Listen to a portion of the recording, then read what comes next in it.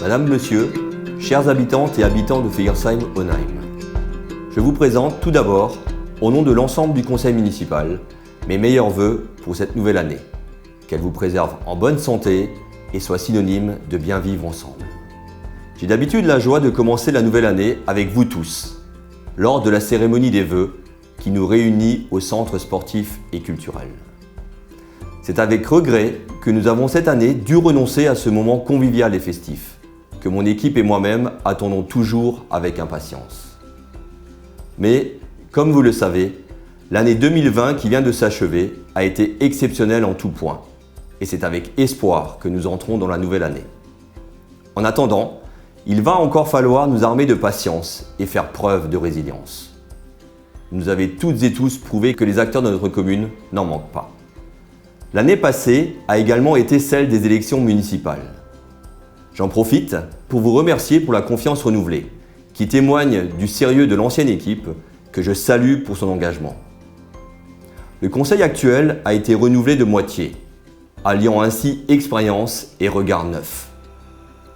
Vous aurez l'occasion, lors de cette vidéo, d'entendre tour à tour mes collègues adjoints s'exprimer non seulement sur les projets de l'année passée, mais aussi sur les 3 piliers de notre campagne électorale, à savoir la vie économique, l'environnement et la citoyenneté. Ces 3 sujets sont au cœur de notre engagement pour ce mandat. J'ai également eu l'honneur d'être élu 8e vice-président de l'Eurométropole de Strasbourg le 15 juillet 2020, en charge de l'eau, de l'assainissement et de la gestion des milieux aquatiques et de la prévention des inondations, aux côtés de la présidente Pia Ims, que je remercie chaleureusement pour sa confiance, ainsi que vice-président du syndicat des eaux et de l'assainissement d'Alsace-Moselle. L'intercommunalité est aujourd'hui plus que jamais essentielle pour mener des projets innovants et cohérents au sein d'un territoire. Dans une société connectée comme la nôtre, il me semble primordial de travailler en bonne intelligence avec l'ensemble des 33 communes qui font la richesse de notre territoire. Puisque, comme le dit le proverbe, tout seul on va plus vite, ensemble on va plus loin. Comme je le disais, 2020 nous a forcés à nous réinventer. Je remercie chaleureusement l'ensemble de mes collègues élus, les agents communaux et ceux de l'EHPAD Le Gentilhomme. Ils ont prouvé leur capacité de résilience en assurant la continuité du service public pendant la crise sanitaire, en ne comptant ni leurs heures, ni leurs efforts.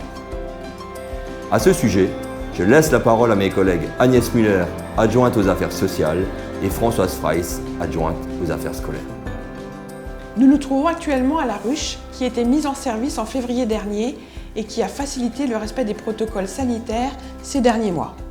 En effet, ce nouveau bâtiment nous permet aujourd'hui d'assurer la distanciation des élèves lors du déjeuner qui est servi ici pour les élèves de l'école Germain Muller et au centre sportif et culturel pour les élèves de l'école Marie-Hart.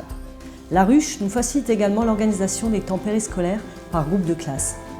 Les agents d'autres services ont également été réquisitionnés pour permettre cela. Les animateurs de l'espace jeune ont pris en charge des élèves et une partie du personnel administratif a prêté main forte à notre personnel périscolaire. La crise sanitaire ne nous a malheureusement pas permis de vous montrer cette belle réalisation, ni pour le moment de l'utiliser dans sa pleine capacité. Je vous propose de la découvrir en images.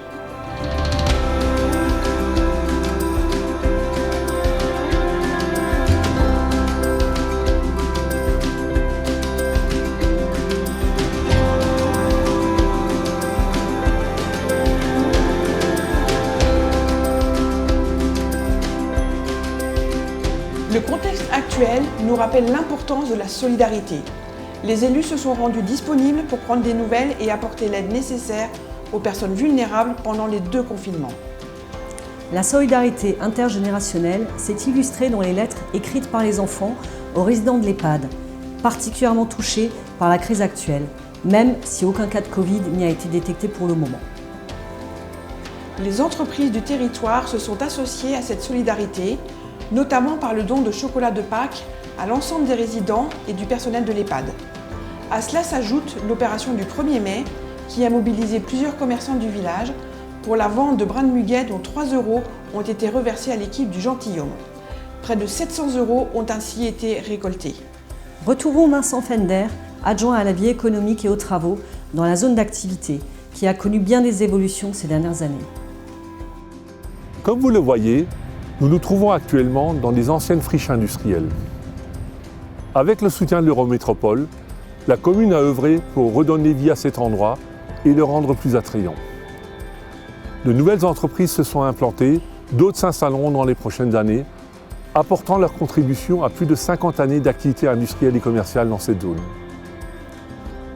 Malgré un contexte économique impacté par la crise sanitaire, ces nouvelles perspectives nous encouragent à développer les relations avec les acteurs de la vie économique de notre commune. Nous souhaitons inscrire ces évolutions dans une réflexion sur le long terme, en intégrant par exemple l'accessibilité de notre bassin d'emploi. Dans ce cadre, nous allons continuer à développer les mobilités douces, qui s'inscrivent dans une démarche de développement durable. Ainsi, la voie cyclable mise en œuvre en 2020 pour relier la gare à la zone d'activité sera progressivement aménagée et étendue. Cela illustre notre engagement pour l'environnement que Christian Bronner, adjoint en charge de l'environnement et de l'urbanisme, va décliner. Dans cette période délicate, le besoin d'une écologie encore plus forte et plus largement d'un environnement respectueux s'est révélé être au cœur de vos préoccupations. Ce besoin de verdure et d'espace, nous l'avons décelé depuis longtemps et c'est pourquoi notre commune n'a pas attendu la crise pour s'engager dans une politique de maîtrise de l'urbanisme pour notre bien vivre ensemble. C'est d'ailleurs l'un des axes forts de notre projet pour Fegersheim-Onheim. Voici un bel exemple de notre souci de faire de l'écologie l'une de nos principales préoccupations. Fegersheim-Onheim a accueilli le premier éco-pâturage de l'Eurométropole en 2019. Ces brebis sont la propriété de l'association La Belle Équipe et ce sont les membres de cette association qui assurent leur suivi alimentaire et vétérinaire. Ces brebis permettent une gestion naturelle des espaces verts communaux et semblent se plaire très bien chez nous. Cette démarche a déjà fait des émules au sein de l'Eurométropole. Dans notre projet pour l'environnement, nous combattons également la pollution dans le but bien entendu de préserver notre santé. Aussi, la commune s'est déjà largement engagée aux côtés de l'Eurométropole dans la démarche Zéro Phyto. Cette démarche consiste à abandonner l'usage des pesticides dans l'entretien de nos espaces publics, dont les cimetières en sont un bel exemple. Toujours sur le plan de l'environnement, nos agents communaux se sont formés ces dernières années pour une gestion toujours plus raisonnée des espaces verts de notre commune. Pour continuer à progresser dans cette voie, la création d'un comité consultatif sur le thème de la transition écologique est en cours de développement. Mais pour cela, je passe la parole à Olivier Rago, adjoint en charge de la citoyenneté, pour nous apporter plus de précisions sur ce sujet. Le comité consultatif sur le thème de la transition écologique s'inscrit dans le cadre du plan Climat 2030 de l'Eurométropole de Strasbourg. Il nous permettra entre autres une meilleure prise en compte des questions écologiques et de s'assurer de la durabilité de nos projets.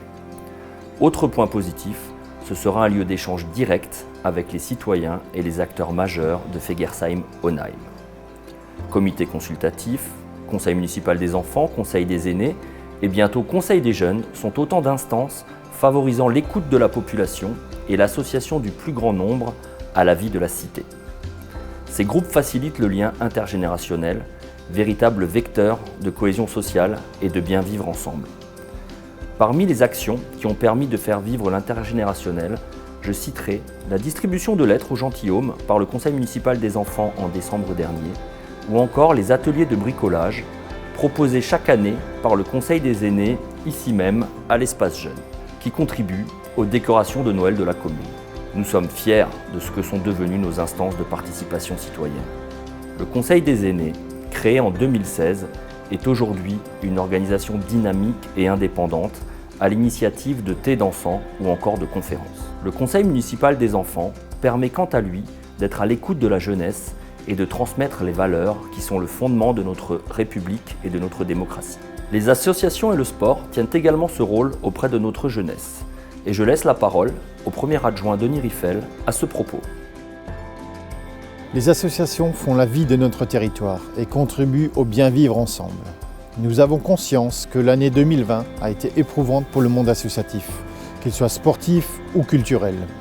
Mais la commune est restée à leur côté. En 2020, le conseil municipal a voté dès le mois de juin une avance sur subvention pour soulager les trésoreries et assurer la continuité de la vie associative locale. Au total, plus de 40 000 € l'année passée ont été attribués pour soutenir nos associations. Je tiens d'ailleurs à remercier Frédéric Bierry, Catherine Graffekert et Sébastien Zegel pour le versement de 32 560 € de subventions complémentaires. par le département au profit d'associations de la commune suite à la crise Covid. Cela témoigne de l'importance des partenariats entre les différents échelons des collectivités territoriales pour contribuer à la dynamique d'un territoire. J'espère comme vous que les moments conviviaux reprendront au plus vite, mais aussi dans des conditions optimales. Je salue nos associations et les remercie pour leur réactivité et leur capacité d'adaptation, qui ont permis une mise en place rapide des protocoles sanitaires imposés par l'État, en bonne intelligence avec les acteurs communaux pour le plaisir des plus jeunes et des personnes pratiquant des sports individuels. Grâce à la bonne volonté de chacun, les entraînements ont pu reprendre dès que les conditions ont été favorables. Nous avons par ailleurs décidé de lancer dès 2021 un plan pluriannuel d'investissement dans le domaine du sport. Une première phase d'étude de faisabilité va être lancée dans les prochaines semaines. L'objectif étant notamment d'aboutir à la réfection de la piste d'athlétisme, une refonte totale des infrastructures du tennis, un sol plus adapté à la pratique du badminton, du basket, de l'athlétisme et des sports scolaires dans la salle A du centre sportif et culturel. Et bien d'autres projets dont nous vous tiendrons bien entendu informés. Vous le voyez, la commune a été à vos côtés pendant la crise sanitaire et restera un partenaire privilégié des acteurs du territoire dans les années à venir. Le monde associatif et sportif n'est pas le seul à avoir subi un coup d'arrêt en raison de la crise sanitaire. La culture aussi a été impactée. Retrouvons Audrey Gavalet, adjointe aux affaires culturelles à la clé. On le sait, l'année 2020 a été compliquée pour le monde de la culture et de l'événementiel. Et il nous tarde de vous retrouver. 2020 n'a pas été une année morte pour autant. Fegersheim-Onheim développe depuis plusieurs années une politique culturelle et d'animation riche et ambitieuse qui invite à la curiosité et témoigne de son dynamisme. La Clé, comme le Caveau et l'école de musique, se sont adaptés au rythme des ouvertures et fermetures de ces derniers mois. La médiathèque a développé des contenus numériques, puis mis en place rapidement le prêt à emporter lorsque celui-ci a été possible. Réouvert quand elle l'a pu, proposer des animations adaptées cet été et cet automne. Le Caveau a continué de soutenir la scène locale autant que possible en accueillant 5 concerts sur les 9 prévus en 2020 et en cherchant toujours à trouver avec les artistes des solutions de report plutôt que l'annulation. 2 équipes artistiques ont également été accueillies dans les locaux pour des temps de création. L'école de musique et de danse a assuré une continuité des cours à distance. Partout, le lien a été maintenu, malgré la fermeture des bâtiments. Nous ne baissons pas les bras pour vous proposer une année riche en découvertes en 2021. Nous sommes mobilisés pour vous proposer cette année encore des animations, des concerts, des ateliers, des temps de rencontres et d'échanges adaptés à l'évolution de la situation. La commune de Fegersheim ne manque pas d'ambition, de projets et d'idées. Je laisse la parole à Eva Astrologo, adjointe aux finances, qui va vous parler des principaux postes d'investissement en 2021. Du temps et des moyens, la commune de Fegersheim en a consacré beaucoup à l'ensemble de ses projets, tout en cherchant à utiliser au mieux les deniers publics. Malgré une situation compliquée en 2020 du fait de la crise sanitaire, les fondamentaux financiers de la commune restent propices. Les dépenses sont maîtrisées et les recettes restent dynamiques, malgré des baisses conséquentes des dotations de l'État. Pour vous donner un ordre d'idée, la perte engendrée depuis 2014 pour la dotation globale de fonctionnement s'élève à plus de 2,3 millions d'euros. L'endettement de la commune est à un niveau bas, la dette par habitant s'élevant à 400 € contre 800 € en moyenne pour les communes de même taille au niveau national. L'objectif pour l'année 2021 sera de continuer à limiter les dépenses de fonctionnement, d'assurer la stabilité de la fiscalité et de poursuivre les investissements. Le montant des dépenses d'investissement prévues pour 2021 est de 2,4 millions d'euros.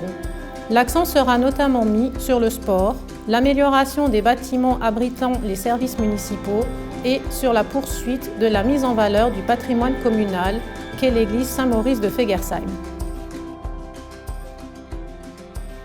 Comme vous pouvez le constater, le mandat démarre dans des conditions particulières. Néanmoins, de nouveaux projets animent nos élus, afin de rendre notre commune toujours plus dynamique, attractive, tout en adaptant le service public aux attentes de la population. En parallèle, les défis liés au respect de notre cadre de vie, au bien vivre ensemble, à la création de logements et à l'accueil de nouveaux emplois sur notre territoire sont autant de sujets à traiter dans les prochains mois. Je vous l'assure, ma mission de maire est et restera celle de prendre des décisions pour notre collectivité, guidée par l'intérêt général.